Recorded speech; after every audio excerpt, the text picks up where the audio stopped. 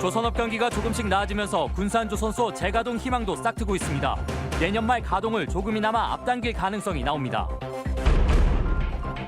장애인 복지관에서 장애인 직원이 스스로 목숨을 끊었습니다.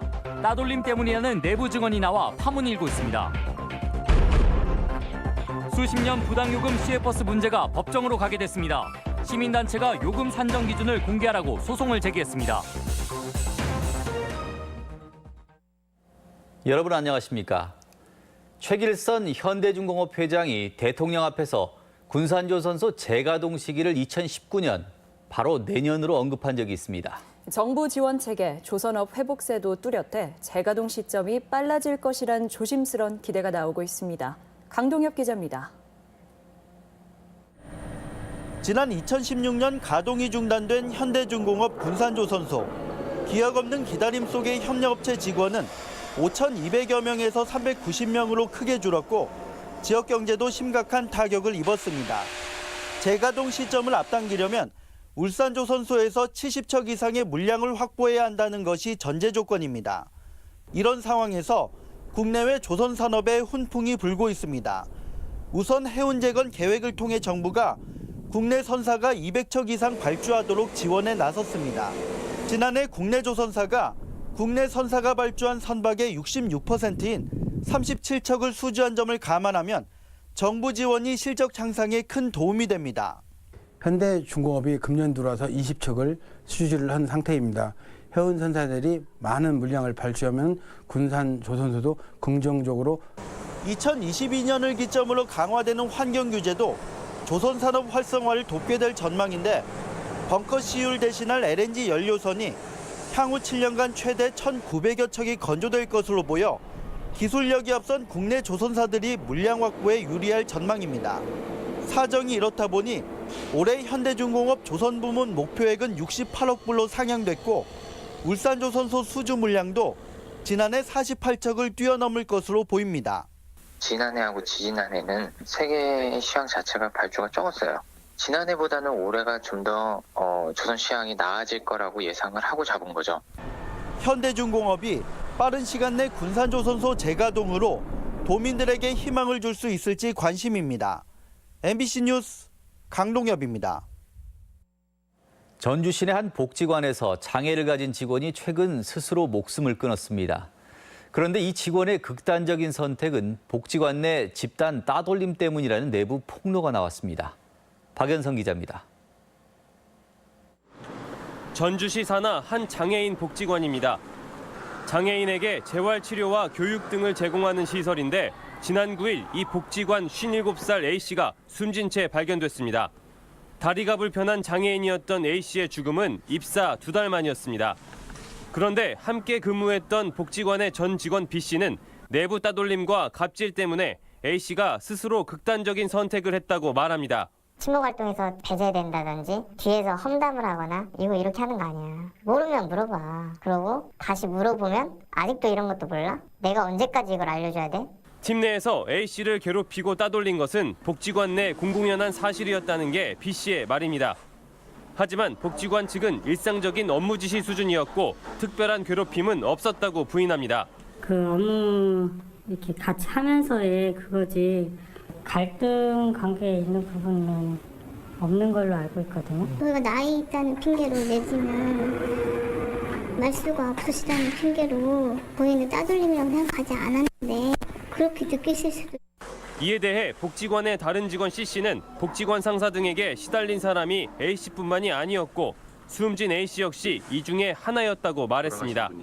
예전에도 괴롭힘을 당하거나 힘들어하는 경우가 많이 발생했었는데요. 관리자에게 힘든 부분에 대해서 토로해도 조치를 취하지 않는 경우가 많았습니다. 장애인을 돌보는 시설에서 오히려 장애인 직원이 따돌림을 당해 극단적 선택을 했다는 의혹이 불거지면서 경찰과 전주시의 조사가 요구되고 있습니다. MBC 뉴스 박연선입니다.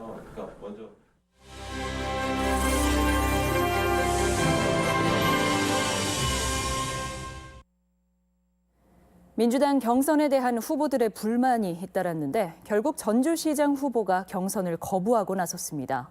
익산에서도 경선 거부가 벌어지고 군수, 군의원들의 불만도 나오고 있습니다. 유룡 기자입니다. 당내 경선이 너무 빠르다고 주장하며 민주당 전북도당과 갈등을 빚어온 이현웅 후보가 결국 경선 거부를 선언했습니다. 경선 일정에 대한 조정, 당원 명부 공개, 정책 토론 실시 등을 요구했지만 받아들여지지 않았다며 끝까지 당에 남아 책임을 묻겠다는 입장입니다.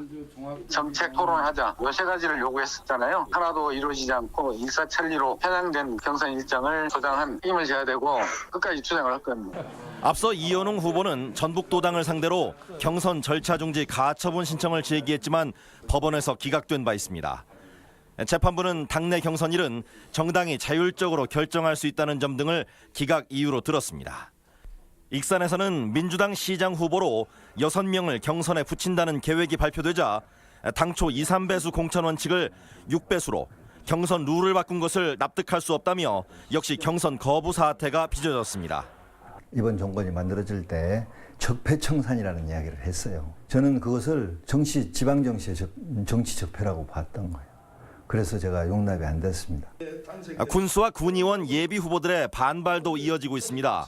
군 지역에서는 4월 1일에야 예비 후보 등록이 시작됐는데 등록하자마자 민주당이 공천 서류 접수와 면접을 진행하고 깜깜이로 공천자를 확정하고 있다는 것입니다. 하지만 민주당은 조기 경선 방침은 불변이라는 입장이어서 논란이 커지고 있습니다. MBC 뉴스 유룡입니다.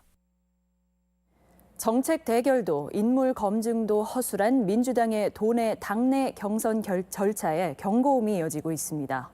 지지율만을 과신하는 공천은 유권자 무시일 수 있다는 비판도 거셉니다. 김한광 기자입니다. 더불어민주당 전북도당의 지방선거 경선 일정이 구체화하면서 후유증도 본격화하고 있습니다. 무리한 일정의 공정성이 훼손되고 정작 중요한 정책과 인물 검증마저 외면하면서 경선 불참 사례까지 나오고 있습니다.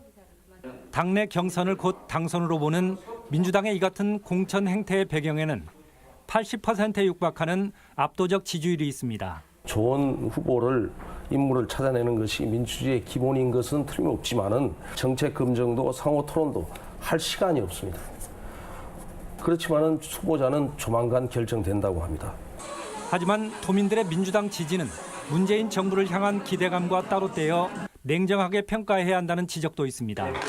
야당 역시 유권자들에게 아직 대안 세력으로 지지를 받지 못하고 있지만 선거에서 견제 논리는 늘 작동해왔습니다.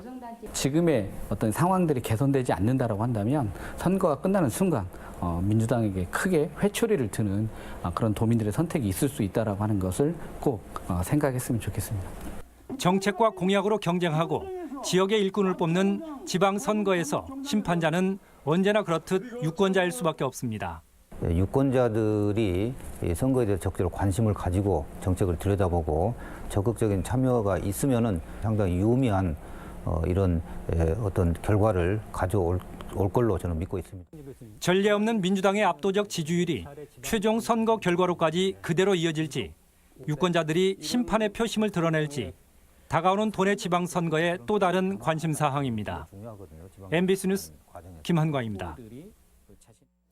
민주당 김춘진 예비후보 측은 송하진 지사가 현직 도지사 신분으로 지난 2월부터 전주시 평화동에 유사 선거사무소를 설치하고 불법 선거운동을 했다는 의혹을 제기하며 검찰에 고발장을 제출했습니다. 이에 대해 송하진 도지사 측은 선관위의 사전 확인을 거쳐 경선 준비를 위한 사무소를 운영했을 뿐이라며 김 후보 측의 정치 공세라고 반박했습니다. 전주 MBC가 지속적으로 제기해온 시외버스 부당요금 문제가 법의 판단을 받게 됐습니다. 요금이 잘못 책정된 이유가 궁금하다며 시민단체가 자료 공개를 요구했는데 전라북도가 이를 거부하면서 빚어진 일입니다. 한범수 기자입니다. 시외버스 회사들이 수십 년간 부당요금을 받아왔다는 의혹과 관련해 전라북도가 법정 공방에 휘말리게 됐습니다. 도가 시외버스 요금 산정 기준이 담긴 자료를 공개하지 않기로 결정하자 시민단체들이 행정소송을 제기한 겁니다. 부당요금을 환수하고 진상규명에 나서야 할 지자체가 오히려 업체들을 감싸고 돈다는 게 시민단체 주장입니다. 회사 측 이야기만 듣고서 전라북도가 일방적으로 모든 그 정책을 현재까지 펴왔고요. 서민들이 또 또 교통약자들이 지금까지 피해를 또 손해를 입어왔기 때문에 전북에서 시외버스 요금 논란이 불거진 건 지난해 10월. 전주와 군산, 익산과 군산 등 주요 노선의 요금이 슬그머니 인하되는 과정에서 그동안 승객들이 정상 가격보다 더 많은 돈을 내왔다는 사실이 밝혀졌습니다. 버스업체가 터미널 이전 등으로 짧아진 운행 거리를 제대로 신고하지 않고 비싼 요금을 받아왔던 겁니다. 시민단체를 중심으로 진상규명 여론이 비판쳤지만 돈은 시종일관 소극적이었습니다. 이 노선이 적당하더라, 흑당하더라, 그놈을 가지고 싹 공개해버리면 이것을 거래할 때 지장을 줄 수 있다. 돈은 소송 결과에 따라 자료를 공개할 수도 있다는 입장이지만 업체 이익을 우선시하는 건 아닌지 도민들의 시선이 곱지 않아 보입니다. MBC 뉴스 한범수입니다. 세월호 참사 4주기를 맞아 희생자를 위로하는 추념식이 학생과 교직원 600여 명이 참석한 가운데 도교육청 앞 마당에서 열렸습니다. 적극적 기억, 희망을 말하다를 주제로 열린 추념식에서는 학생들의 메시지를 담은 희망의 배가 전달됐으며 오케스트라 공연과 추모 연극이 이어졌습니다. 6월 지방선거를 앞두고 전북민원련과 언론노조협의회, 호남언론학회는 오늘 도청에서 기자회견을 열어 지방선거 미디어 감시연대 출범을 알렸습니다. 미디어 감시연대는 도내 언론에 대해 여론조사에서 오차범인의 순위를 매기거나 정책 대신 동정을 보도하는 행위를 자제하고 공정한 보도를 해줄 것을 촉구했습니다. 오늘의 간추린 뉴스입니다. 올해 익산에서 열리는 전국체육대회와 장애인체육대회의 성화가 동시 봉송됩니다. 도는 전국체전과 장애인체전의 성화를 강화도 첨성단과 익산 미륵사지에서 각각 체화한 뒤 도내에서 함께 봉송 행사를 가지기로 했습니다. 군산 꽁당보리밥 축제가 다음 달 4일부터 나흘간 미성동 문화마을 앞들에서 열립니다. 올해 군산 꽁당보리밥 축제에서는 보리 관련 제품 전시와 수제맥주 시음, 보리빵 홍보 체험을 통해 흰찰쌀 보리의 생산, 가공, 유통의 흐름을 홍보합니다. 전라북도는 체육진흥기금 2억 5천만 원을 받아 육상, 체조, 테니스 등 16개 종목에 지원할 예정입니다. 이들 종목은 선수 자원이 부족한 기초 종목과 비인기 종목으로 어린 선수들을 조기 발굴해 육성한다는 계획입니다. 전라북도가 농산물 우수 관리 제도인 GAP 인증을 확대합니다. 도는 농산물 품질 향상과 소비자의 신뢰도를 높이기 위해 올해 20억 원을 투자해 GAP 인증 농가에 대한 안전성 검사비와 현장 컨설팅을 지원할 예정입니다. 간추린 뉴스였습니다. 전라북도 지역은 오늘 흐린 가운데 낮 기온이 전주 21도, 남원 20도 등 17도에서 21도 분포를 기록했으며 미세먼지 농도는 보통 수준을 보였습니다. 기상대는 주말인 내일은 도내 전역에 10에서 40mm가량의 비가 내리겠으며 기온은 당분간 평년을 웃돌 것으로 내다봤습니다.